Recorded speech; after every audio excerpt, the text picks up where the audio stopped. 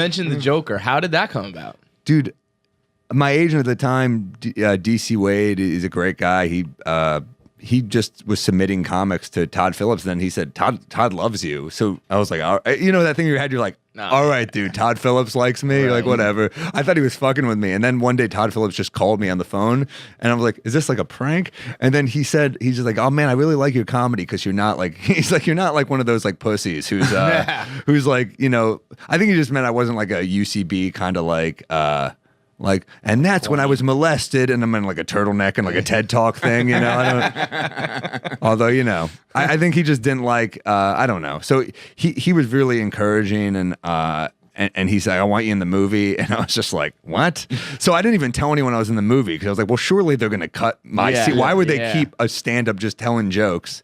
You know. So then we shot at Dangerfields on 60th Street, and he was just like, yeah, do jokes, just do it. And there's a real crowd. So I was like, all right, how many jokes? I did. It was like, you barely see me in the movie. You hear the whole joke.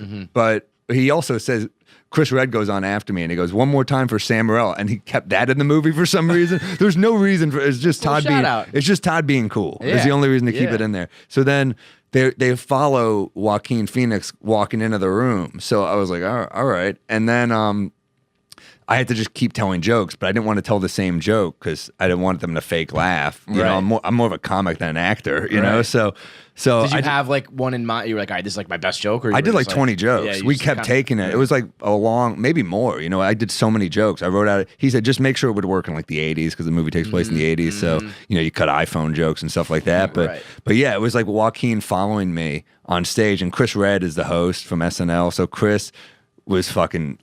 You know, he's a great dude and he's like so fun to spend the whole day with, but he's just getting so mad at me, because he's like, you get to show off and do bits. My only line is one more time for Sam Morril. So people are coming on stage like Todd Phillips, like, you're killing it, man. You're fucking killing it. And there's like at one point where Joaquin Phoenix comes out and he's like, man, I really love your jokes. And Todd is like, he writes all day. Like the way you act, he writes. Like he's and I just see Chris Redd like, you fucking dick. You fucking So it's such a nice moment. You know, Joaquin Phoenix was so friendly and I've heard stories like about, so I didn't say shit to him. I was like, oh, I bet he's like one of those method actors, and he's like, no, he's just hanging out. Normal guy? Really? Cool. Yeah, he didn't mail you like dildos or whatever. Like, that's what Jared Leto did. Jared Leto did on. And he's doing it to like. I heard that Jared Leto was doing it to like Viola Davis. She's like, no, I'm like a real actor. Yeah, I don't play this shit, man. Here's a pig's head. Like, yeah, I don't like. I'll just pretend for a little bit. I don't like the actors where it's like, no, just fucking act. Yes. It's your job. Right. I actually think less of you if you need to like go like for months to like get into characters. Like, shouldn't you be able to just cry, be funny, be dramatic? That's your acting. I forgot what movie it was. There's a movie where Marlon Brando plays a war veteran who's paralyzed, and he's just in a hospital. And they said he actually stayed in the hospital for like 30 days to prepare for the role, so he could be really cranky. And it's like, how about giving that bed to someone who needs it in the fucking hospital? Like, they're like, sorry, we don't have any rooms available. Marlon Brando, busy, he's prepping. So.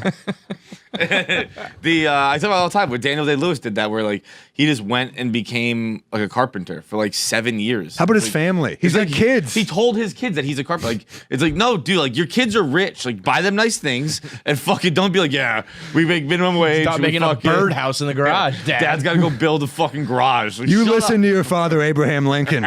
He's. Yeah, he really. I mean, yeah, I love Daniel Day-Lewis, but there's also that part.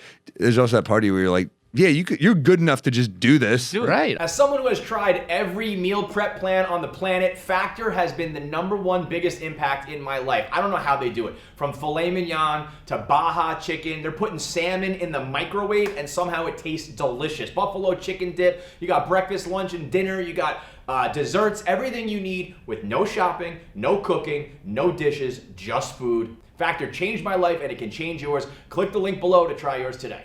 On command. That's Anthony Hopkins said, he was like, I hate method actors. So I act and I go home and I live my life. And also you can probably, like, I get if you're doing like an accent and you want to stay in that accent for like the shoot, you know, because maybe it's confusing or something. But like if you can be a human in that accent. You never hear like Like Tom Hanks didn't go into method acting to be fucking Mr. Rogers. It's only for like assholes. It's like, That's hilarious. Right? It's only fucking assholes where it's like, yeah, no, like I mailed Viola Davis a dildo. It's also never a shitty movie. It's never like Rob Schneider had to become a European gigolo.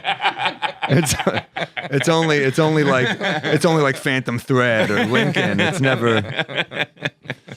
This is very true. I feel like it was a big year with comics. You had Sebastian and Jim Norton in The Irishman.